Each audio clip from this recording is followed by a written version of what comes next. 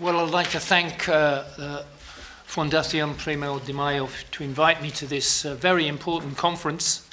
It comes at a time when working people in Spain and Europe and in the world in general are facing some serious crises, particularly in the cost of living, where we've seen since the end of the pandemic a very sharp rise in price inflation in food and in energy costs at home to heat the home.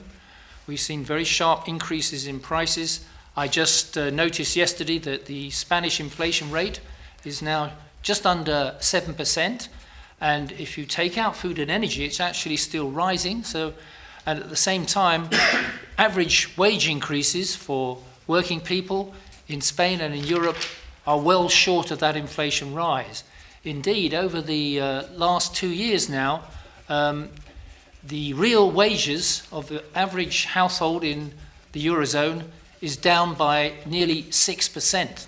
That's a huge drop. And in the case of Germany, for example, just in the last year, it has fallen by such a large amount. It's never been seen such a large fall in records that have been presented by the German national statistics. This is a serious cost of living crisis.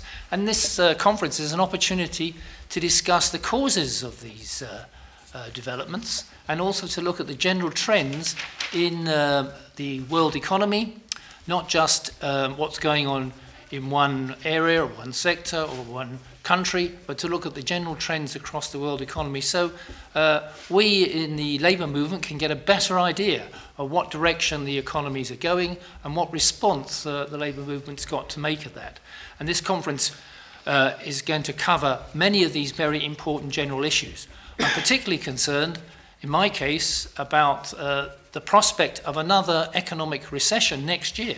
All the forecasts now are that Europe in particular is going to go into a significant slump in production and investment next year because of the energy crisis, because of the continuing war in Ukraine and Russia, but also because of the general trends which we want to outline in the conference that exist in the world economy and affect the rest of the world. So all those are important issues, and the other aspects of the conference, particularly on the trends in the labour movement and in the workforce and in employment, and also the future of work since the pandemic, which has produced some significant changes in the way in which work is being organised in terms of virtual work, working from home, the contracts that are going to arise out of that from the big employers and so on.